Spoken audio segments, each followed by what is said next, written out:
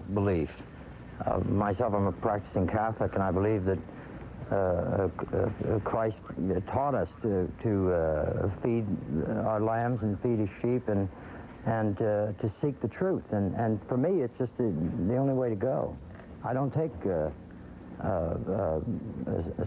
sides in it in any other way. Well, don't take the question personally either. I'm talking in general. I'm talking in general terms. I'm talking in terms about actors and actresses, whether you happen to agree or disagree with the cause for which they stand. Should they use the image that they have on the screen or in the theater and carry that image over into their private lives and then into public life? Well, it depends if they're telling the truth. If they're doing something that is conscience-raising, you know, then of course they have to do it. As private citizens, as professionals, they must do it. Joan Baez? Same question. I think it's a question of informing ourselves, no matter who we are, and taking other people's lives and human misery and hunger and all of those sad things very seriously, and learning about something called caring. And then I don't think it matters who you are, what your profession is. It really is a human duty to our brothers and sisters around the world. Yeah, I don't think it matters either when you take it from the point of view of the issue, and when you take something which can be as non-controversial as feeding starving people. What I'm asking about, though, is really the issues of actors and actresses and show business personalities who sometimes use their show business persona for political ends that are maybe not quite as noble. That's why I don't want you to take these questions personally as though they're addressed to you and the issues for which you stand. Okay, again, I get back to somebody doing conscientiously what it is they're doing. It comes to my mind talking about our President of the United States right now, and I think he may be taking his job very seriously, in which case it makes me kind of nervous. And then I think it's up to the rest of us to express our views if we disagree with him. Whatever his platform was, we have to remind people to stay in line. And I think it has something to do with truth, and it has something to do with caring. Again, I don't think it matters what your profession allegedly is supposed to be, but something about getting informed and getting in touch with other people's needs, and then analyze what it is you're doing and how you're doing it, and do it with great care. But sometimes it has very little to do with information. I mean, I think, for example, let's take it back 40 years when Shirley Temple, who wasn't old enough to know anything about issues, was being used to further the war cause, right? Okay, I mean, but that's a different question, because you're talking about a child being manipulated.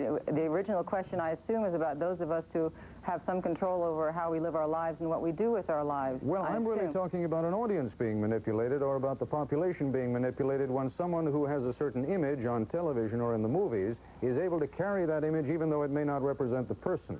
But they're using the image.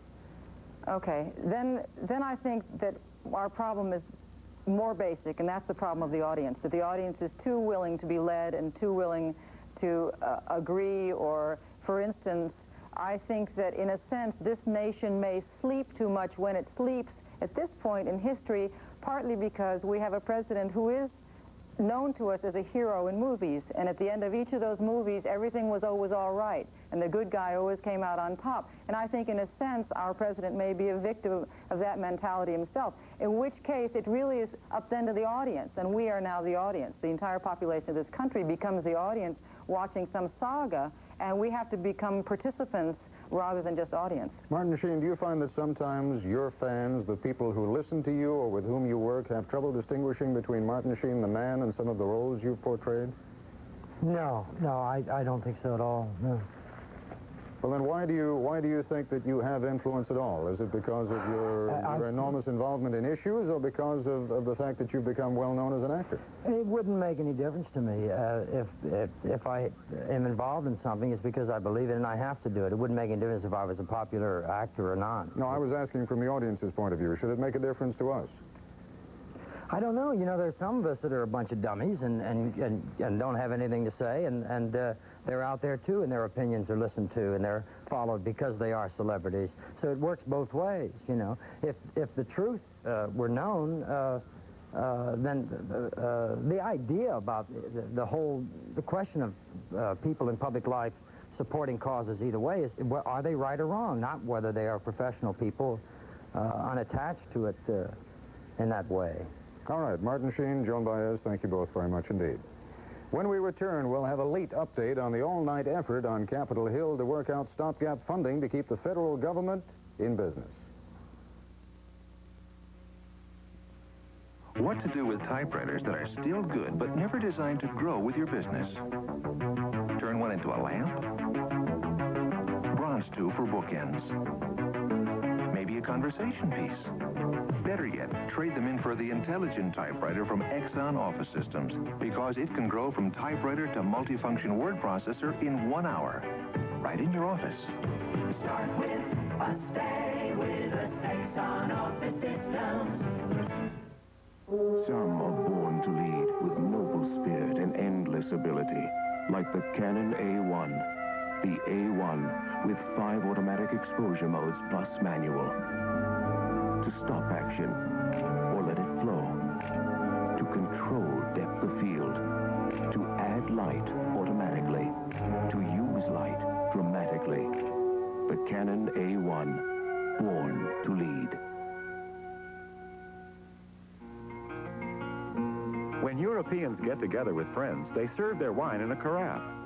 Thanks to Paul Masson, we can enjoy this same tradition. Paul Masson's attractive carafe, an easy way to enjoy our great wines, like cool, delicious Paul Masson Chablis, rich, mellow Burgundy, or delightful Rosé. The Paul Masson Carafe. The time has come for this great way to serve a great wine.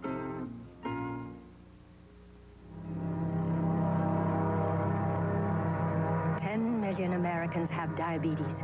It's incurable. It can kill or disable. It can make you feel scared and helpless. But we can teach you how to care for yourself and control your own disease. Then you can lead a full and active life, just like anybody else. With the American Diabetes Association, we teach diabetes survival. Help us do it. House and Senate conferees have been meeting all evening trying to work out stopgap funding to keep the government going. The White House already announced tonight a shutdown of certain government functions, none of them, though, involving health, safety, or national security. ABC News congressional correspondent Brit Hume is on the Hill with a late update. Brit?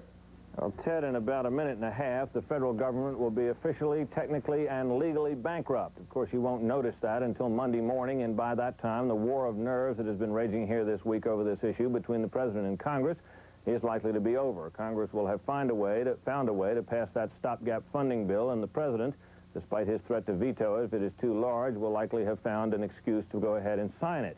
In the meantime, we'll have the opportunity to witness one of the less inspiring spectacles in political Washington, that of a House-Senate Conference Committee, which is, at least the public part of it at least, is a shouting match between members of the House and Senate over their differences on the legislation.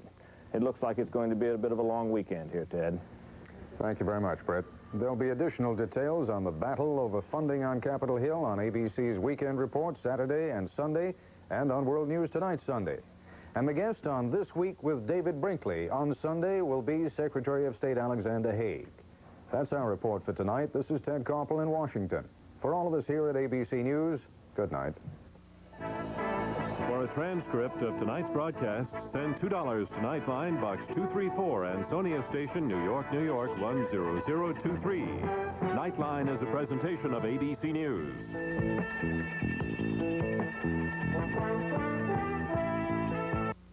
Join Secretary of State Alexander Haig on This Week with David Brinkley Sunday morning.